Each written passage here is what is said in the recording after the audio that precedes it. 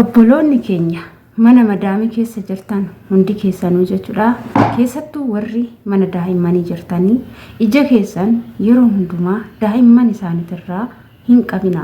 Gaheen keessan daa'ima qabuu yoo ta'e akkasumallee madaamiin mana jirtu daa'ima kana eegaa isin jettee yoo daa'ima bira isin keessee deemte itti aansun immoo gizee mana madaamii wajjin iddoo irraa gara iddoo deemtan daa'ima san akka eeddaniif jechuudha. Yeroo kamuu taanaan yoo madaamii hoteecha wajjin mana namaa deemtanii madaamiin keessan kan daa'ima qabdu yoo ta'e yeroo hundumaa daa'imuma san eegaa malee saraatinyaan biraa jiraatte yookaan immoo iddoo biraa daa'ima san biraa hin deeminaasin jechuu jaala. Ashama harka fuunee kabajamtootaa fi daawwattoota hordoftoota walee nageenyi koo kan jaalalaa fi kabajaa bakkaa fi haala lafa jirtanitti isiniif haa baay'atu jecha anis obboleettiin keessan bakkaa fi haala lafa jirutti waaqayyoof galannaa ga'uu nagaa fayyaa godina. Egaa viidiyoon har'a isin qabadhe isinii dhufee viidiyoo qalbii koo na cabsee onnee koo na cabseedha jechuudha. Mee viidiyoo tokko dhaggeeffannee kan walitti deebi'u ta'a. Mucaan kun abbaan sii lubbuudhaan hin jiru. Haadhaaf obboleewwan siitii tokkittiidha.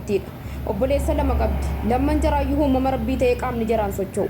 Haati si dhukkubsattee erga ciiftee hadha waggaa 4. Mucaan kun immoo suudii irratti ajjeechaan irratti murteeffamee jira. Assalaamu alaykum warahmatullaahi wabarakaatu. Wallaahi seenaa baay'ee garaa nama gubu. Hundi keenya iyyuu barumsa guddaa irraa fudhanna jedhee abdii qaba. Shamarran keenya biyyoota arabaa adda addaa keessatti argamtanu keessaan keessatti shamarran mana ijoolleen sabiyyiin jirtu hojjettanu amaanaa rabbii daqiiqaa tokko ta'ana dhaggeeffadha. Hiriyoota mana ijoolleen sabiyyiin jirtu hojjettu yoo qabaattan rabbiidhaa viidiyoo kana sheeriitti godha. Wallaahi waan baay'ee garaa nama nyaatudha jireenyi biyya namaa kun. Hamma ani waggaa 3 dura manan turetti mucaa tokko wal beenne. Mucaan sun Keeniyaadha. Wallaahi baay'ee gara laafetti nama akkam nama kamiif garaa laaftu jechuudha. Yeroo tokko wayii arabni kan koo darajaarraa ganna viidiyoo kana keessatti isinii galu ta'ee hin beeku. Akka isinii galutti immoo ani sirriitti isinitti hima. Viidiyoo kana hanga dhumaatitti dhaggeeffadha. Isin fayyada. Qimamoochi madaam beeti warri jirtan hundi keessanuu ya madaam qimamoochiin viidiyoo kana sirriitti qalbeeffadhaa dhaggeeffadhaa isiniin jedha. Asumarraan obboleettiin teenya takka akka anaaf isinii hojjetachuuf maatii ishee gargaaruuf kan biyyaa baate biyyaa Oman. Isheen tuni erga biyyaa baatee waggaa 7 lakkoofsistee jirti. Abbaa ishee du'aan obbiraa dhabde. Obboloota 2 qabdi. Obboleewwan ishee lachuuyyuu naaf haadha qofa tafe. Haadhaa fi obboleetti qofa namni fayyaa qaba. Abbaan lubbuun hin jiru.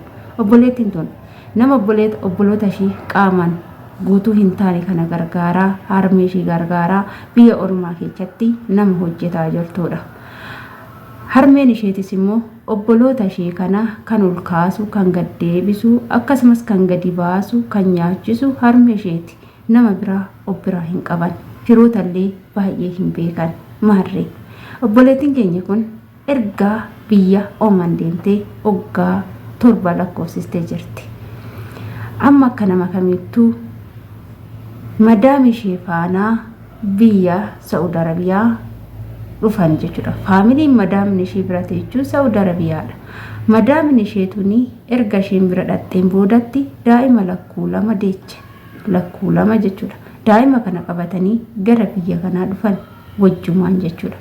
Daa'imman kun lamaan osumaa wajjin taphatanuu ni taphachiisti.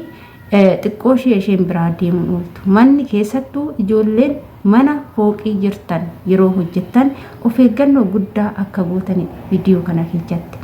Daa'imman kun darajaatti aanteeti kan taphachaa jirtu. Daa'imman isaanii yeroo xiqqoo guddattu makiinaan daa'imman irra teechuu kan darraajaan ni jira jechuudha akka saayikilii. Daa'imman kun saayikilii sanirra godhamanii wal duuba deemaa taphatu.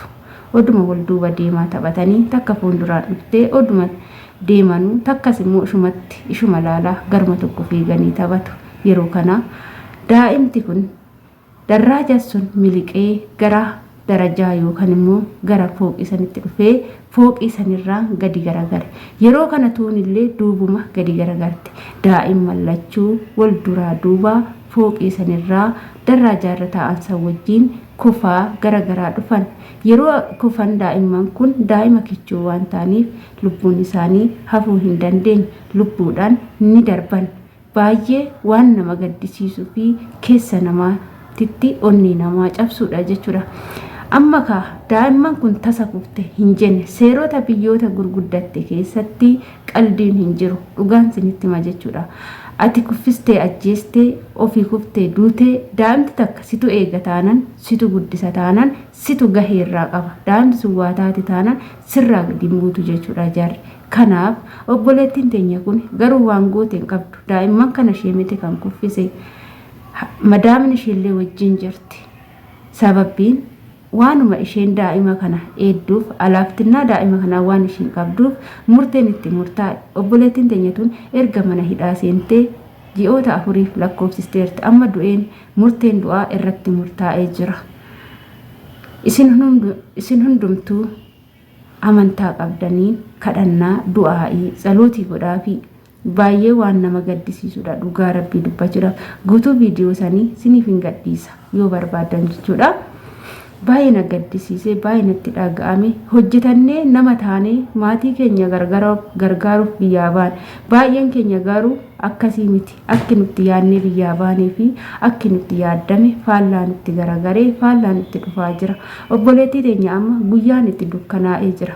Ruhii ishii darbuu miti kan ishii gaddisiise maatii ishee obboloota ishee isa qaama hir'uu ta'an kan harmeen ishee gargaartuu fi harmeen ishee yeroo ammaa kana sababbii maatii ijoollee lamaan achitti ol fuutee gad deebistuuf obbolootni kun warroonni qaaman hir'uu kun obboleewwan obboleettii teenyaa kun hangafoota ishiiti obboleettiin tun qoxosoodha baay'ee gurguddaadha jechuudha. Amma sababuma isaan ol fuutee gad deebistuuf harmeen ishee immoo dhukkubsattee mana yaalaa seentee jirti. Amma ijoollee sanillee namni gargaaru namni ol fuudhu hin jiru obboleettiin tunis asitti lubbuun ishii darbuuf ta'a wanni akkanaa kun rabbiin namatti fidin baay'ee waan ulfaatudha obboloota koo dhugaa rabbii dubbachuudha. Obboleettii keenya kanaaf yoo dandeecha viidiyoo kana sheer godhaa namni obboleettii keenya kana gargaaru argamuu danda'a waan ta'eef sheer godhaati qaama gargaaruu danda'u biraan gaanii ruhiin obboleettii kanaa ba'uu danda'a.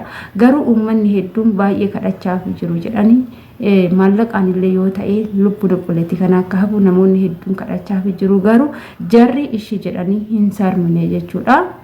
Akkuma isheen illee akkuma daa'imman sanii akka ajjeefamtu barbaadu jarri nama maartu keessattuu Saa'udiin kun baay'ee nama sodaachisa jechuudha. Jarri Saa'udii qaldii hin beekanii ijoolleen mana daa'immanii jirtan adaraa isinitti haa ta'u yeroo madaamin daa'ima isin biratti gattee deemte hojii isaanii san maa hojiin hojjenne jettee isiniin loluu wayya daanti isaanii waa taatee yoo argamte isinitti ka'u jechuudha. Kabajamtoota keenya hundi keessanuu daa'ima isaanii maaragaan qabaa seeraan eegaa isiniin jechuu jaaladha.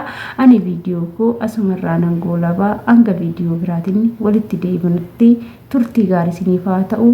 Bye bye.